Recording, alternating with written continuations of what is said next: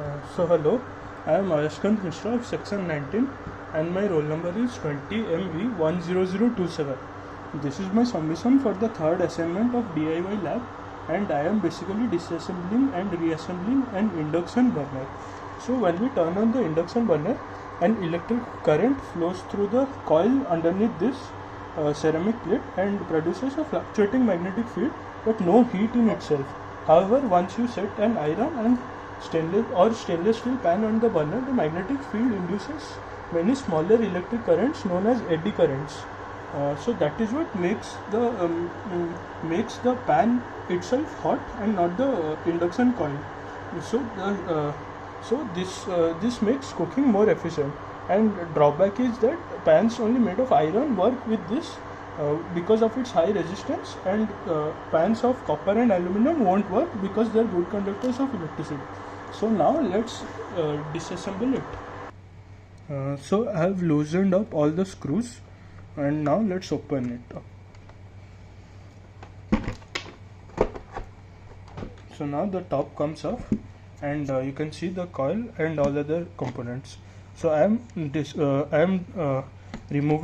disconnecting the control panel from the motherboard and keeping this plate aside.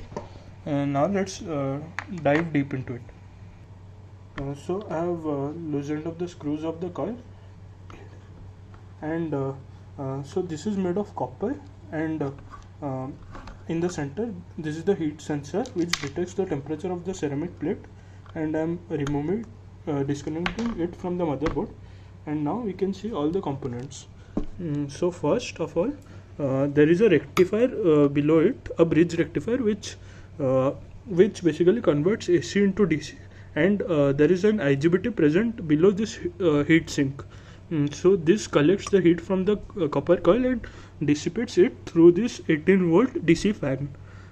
So then these are the capacitors. This is the fuse. Then these are also capacitors, and we can conclude it by seeing the unit of it as microfarads.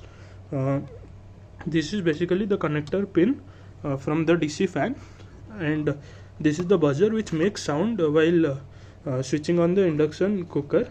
This is the pins which are the connectors from the control panel. This is the voltage regulator, and these are basically the resistors, and this is a diode. And now let's fix all of this up. So I have a digital multimeter with me, and I have set this to 200 ohm, and let's measure the resistance of the copper coil.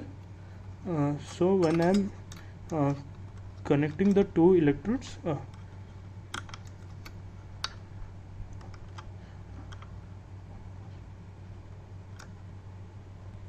this is in the scale of 200, so it is around 1.3 times 200, that is around 260 ohms. So I have tightened up the screws, and now let's connect the control panel to the motherboard. Close it up. So I am tightening up the last screw, and now let's check the power of this induction cooker.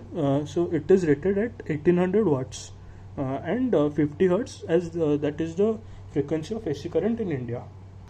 So I have reassembled it, and now let's check whether it works or not. So now after connecting it to the plug, this is working, and the most important conclusion from it is that the induction coil doesn't heat up. It heats up due to its internal resistance, but it is not the source of heat for the cooking. So that produces eddy current which heats up the metal, and that eventually heats up the food inside it. So this is a successful disassembly and reassembly. Thank you.